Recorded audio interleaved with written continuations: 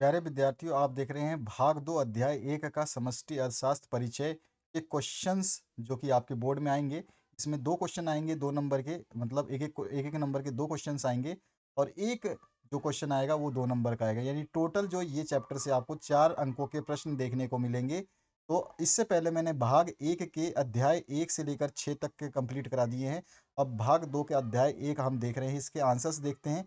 तो पहला पूछा गया है, समष्टि अर्थशास्त्र में अध्ययन किया जाता है। तो समष्टि अर्थशास्त्र में सभी चीज़ों का अध्ययन जो किया जाता है, ठीक है, अध्ययन सभी का किया जाएगा। इसके बाद जो नेक्स्ट है समग्र का, यानी व्यक्तिगत परिवार का, व्यक्तिगत फर्म का और व्यक्तिगत इकाई का, यानी तीनों का अध्ययन किया जाता है। इसके बाद में समूह की बनावट पर ध्यान न देना किस अर्थशास्त्र की प्रमुख समस्या है?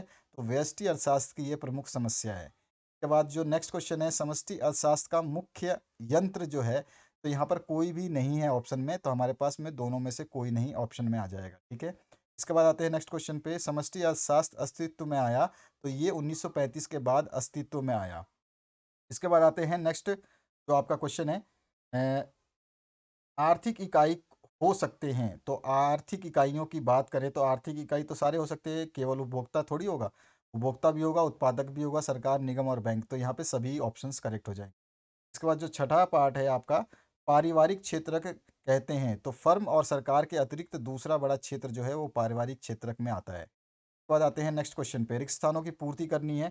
यहाँ रिक्त स्थानों में आपको जो जो चीज़ें लगानी है, डालनी है, वो मैं बताता हूँ। राष्ट्रीय आय का अध्ययन व्यष्टि दृष्टिकोण से नहीं बल्कि किस दृष्टिकोण से किया जाता है? समष्टि दृष्टिकोण से किया जाता है। समष्टि आएगा यहाँ पे, समष्टि लिखेंगे आप। समष्टि अर्थशास्त्र को खालिस्तान अर्थशास्त्र भी कहते हैं, तो समष्टि को व्यापक अर्थशास्त्र भी कहते हैं। यहाँ पे व्यापक लिखेंगे आप। इसके बाद में समग्र के समूह या इकाइयों में परस्पर खालिस्तान पाई जाती है, तो निर्भरता पाई जाती है। क्या लिखेंगे आप? निर्भरता पाई जाती है। उसके बाद जो नेक्स्ट क्वेश्चन है, डैश अर्थशास्त्र के निष्कर्ष सामूहिक या बड़े योगों पर लागू नहीं किया जा सकता। तो किस अर्थशास्त्र की बात कर रहे हैं हम? तो यहाँ पर जो आ जाएगा आपका, ये कौन सा है? व्यष्टि अर्थशास्त्र, ठीक है।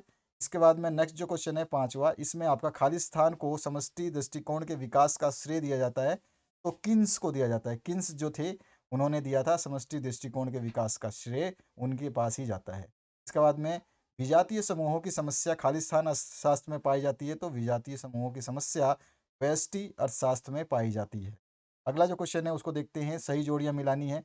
तो आय तथा रोजगार का सिद्धांत जो है किन्स का है?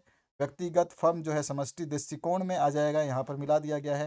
इसके बाद समष्टि अर्थशास्त्र जो है एडम स्मिथ आ जाएंगे इसमें, और व्यष्टि अर्थशास्त्र जो है व्यष्टि दृष्टिकोण में आ जाएगा। और व्यष्टि और समष्टि अर्थशास्त्र दोनों जो हैं ये आपके एक दूसरे के पूरक हैं।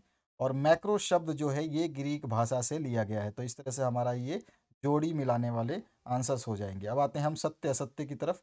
तो पहला जो क्वेश्चन पूछा गया है, रोजगारी का विश्लेषण व्यष्टि अर्थशास्त्र से संबंधित है। तो ये बेरोजगारी का संबंध इससे है, तो सत्य कर देंगे। अगला जो क्वेश्चन है, किसी वस्तु का मूल्य निर्धारण व्यष्टि अर्थशास्त्र के अध्ययन का विषय है। तो ये भी सत्य है, इसका विषय है। इसके बाद में नेक्स्ट जो क्वेश्चन है, सूक्ष्म अध्ययन समष्टि अर्थशास्त्र से संबंधित है। तो ये असत्य है। क्या है ये? असत्य है। नेक्स्ट जो क्वेश्चन है, विजातीय समूहों की समस्या व्यष्टि अर्थशास्त्र में पाई जाती है। अभी अभी हमने देखा था, बिल्कुल सत्य है। इसके बाद जो नेक्स्ट है, व्यष्टि और समष्टि अर्थशास्त्र एक दूसरे के प्रतियोगी हैं। तो ये बिल्कुल असत्य है, एक दूसरे के पूरक हैं। ये क्या है? असत्य है। इसके बाद जो नेक्स्ट है आपका, व्यक्तिगत इकाइयों का अध्ययन व्यष्टि अर्थशास्त्र से किया जाता है। तो ये सत्य है, बिल्कुल किया जाता है। यहाँ पर आप सत्य लिख देंगे। अब आते हैं हम एक शब्द और एक वाक्य में जो उत्तर देने हैं, इन क्वेश्चनों को देख लेते हैं और इनके उत्तरों को हम दे देते हैं ताकि कोई दिक्कत ना रहे। पहला क्वेश्चन, मैक्रो शब्द किस अर्थशास्त्र से संबंधित है? सभी को पता है मैक्रो जो है, यहाँ पे अर्थशास्त्र नहीं आना चाहिए। मैक्रो शब्द किस भाषा से संबंधित है? तो यहाँ पे आ जाएगा आपका ग्रीक भाषा। इसके बाद में समष्टि अर्थशास्त्र का एक दोष लिखिए। तो यहाँ पर आप क्या लिख सकते हैं? इसमें समग्र अध्ययन किया जाता है। समष्टि अर्थशास्त्र में जो है इसका एक दोष जो है, ये इसमें समग्र अध्ययन पे कार्यरत है ये। इसके बाद में नेक्स्ट जो थर्ड है, समष्टि अर्थशास्त्र कब अस्तित्व में आया? तो 1939 में आया था, 1939 में अस्तित्व में आया था। उसके बाद में व्यापार चक्रों का अध्ययन किस अर्थशास्त्र में किया जाता है? तो हम इसको समष्टि अर्थशास्त्र में करते हैं, समष्टि अर्थशास्त्र में।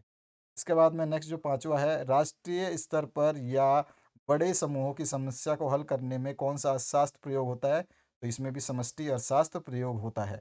व्यष्टि और समष्टि अर्थशास्त्र एक दूसरे से क्या संबंध है? तो ये एक दूसरे के पूरक हैं। क्या हैं? एक दूसरे के पूरक हैं। अब इसके बचे हुए जो 2 नंबर का क्वेश्चन आएगा वो इनमें से आएगा, ठीक है? तो आपको ये क्वेश्चन भी तैयार करने हैं। इनमें आपको अंतर लिखने हैं। तो आपको सभी को पता है व्यष्टि अर्थशास्त्र जो है व्यक्तिगत इकाइयों का होता है, और जो आपका समष्टि होता है आपको पता ही है, ठीक है ना? तो इस तरह से आप जो है अलग-अलग कर देंगे। इसमें आपको जो है एक समूह का या समग्र अध्ययन किया जाता है। समष्टि में और व्यष्टि में जो है एक व्यक्ति इकाई का अध्ययन किया जाता है, ठीक है? इसके अलावा बहुत सारे जो डिफरेंसेस हैं आप लिख सकते हैं। 2 की पूछ समष्टि अर्थशास्त्र की आपको जो है परिभाषा बतानी है। तो किसी भी आप एक अर्थशास्त्री की परिभाषा लिखेंगे ताकि आपको जो है पूरे मार्क्स मिल जाए। तो समष्टि अर्थशास्त्र की जो है परिभाषा लिखते समय किसी न किसी एक अर्थशास्त्री की परिभाषा आप लिखेंगे। प्रोफेसर जे.एल. हेंस का लिख सकते हैं आप, और भी हैं उनके लिख सकते हैं। और इसके बाद में आपका जो अर्थशास्त्र की विशेषताएँ जो हैं आप बता सकते हैं। तो व्यापक दृष्टिकोण होता है, गतिशील अर्थव्यवस्था के महत्व में ये आपका बहुत ज़्यादा करता है, व्यापक विश्लेषण करता है। इस तरह से आप बता सकते हैं बहुत सारी चीज़ें। समष्टि अर्थशास्त्र का महत्व जो है ये संपूर्ण अर्थव्यवस्था के अध्ययन में सहायक होता है ना? उसके अलावा और क्या लिख सकते हैं? आर्थिक नीतियों के निर्माण में सहायक होता है, आर्थिक विकास का अध्ययन कराने में सहायक होता है, मौद्रिक समस्याओं, मुद्रा का प्रसार में भी जो है अध्ययन का एक मुख्य स्रोत है ये। और भी लिख सकते हैं आप, साधनों के वितरण के महत्व के लिए ये महत्वपूर्ण है। इस तरह से आप बहुत सारी चीज़ें लिख सकते हैं। मैक्सिमम जो आपके क्वेश्चन हैं इनको मॉडल पेपर्स में सॉल्व करवा दिया गया है, और आपके प्री बोर्ड एग्जाम पेपर्स में इन क्वेश्चंस को सॉल्व करा दिया गया है। तो वहाँ से आप इन वीडियोस को देख करके अच्छी तरीके से तैयार कर सकते हैं, ठीक है? अगले वीडियो में हम भाग 2 के अध्याय नंबर 2 राष्ट्रीय आय का लेखांकन के क्वेश्चंस देखेंगे, जो कि कुल आपको 8 अंक देगा।